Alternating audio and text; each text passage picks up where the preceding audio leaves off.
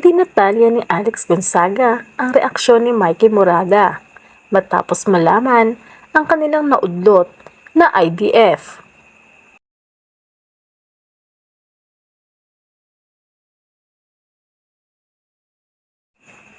Na-overwhelm si Alex Gonzaga sa kontrobersyang dumaan sa kanya nito nakarang taon na inakala niyang ang pagbubuntis ay kahit papaano ay maiibsan ng mental at emosyonal na dalamhati dulot ng matinding pagsisiyasat ng publiko.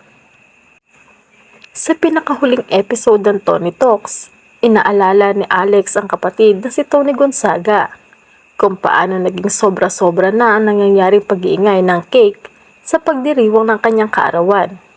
Kaya't walang humpay siyang nagdasal sa Diyos na bigyan siya ng anak pagkatapos ng mga taon na pagsubok. Kasal si Alex kay Mikey Morada.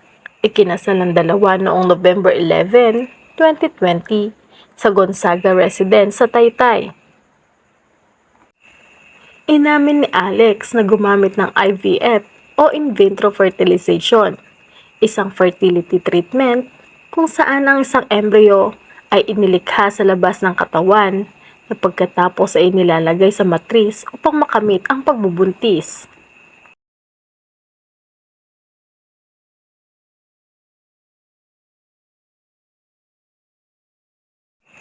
Ang kasamaang palad, ang pamamaraan na hindi natuloy para kay Alex at ang paglilihi ng isang bata ay nananatiling mailap para sa mag-asawa hanggang ngayon.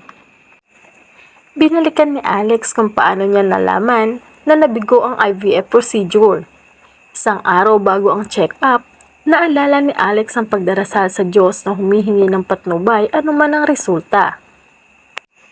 Isang ultrascan ang ginawa kay Alex upang matukoy kung siya ay naglilihi ng isang sanggol.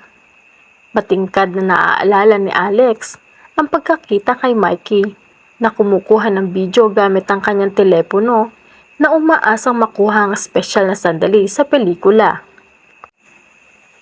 Nang maging maliwanag na walang bakas ang buhay ang natukoy, tahimik na ibinaba ni Mikey ang kanyang telepono at tumigil sa pagkuha ng mga video. Pinuri ni Alex si Mikey sa pagiging supportive at maunawain, ni minsan ay hindi siya pinasama ng loob sa kanyang kawalan ng kakayahan na magbuntis ng anak ngayong maaga sa kanilang kasal.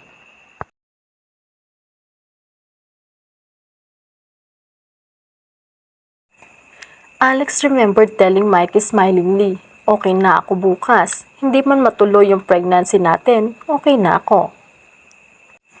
Tapos sabi ni Mikey sa akin, "Yun lang naman inaantay ko, kung okay ka, okay ako." Tapos the next day, ang prayer ko na kay Lord, "Lord please, kapag hindi maganda yung news, be with me. Sana samahan niyo ako. Hindi ako masasaktan, hindi ako malulungkot. Hawakan niyo ko yung nararamdaman ko na nandun kayo."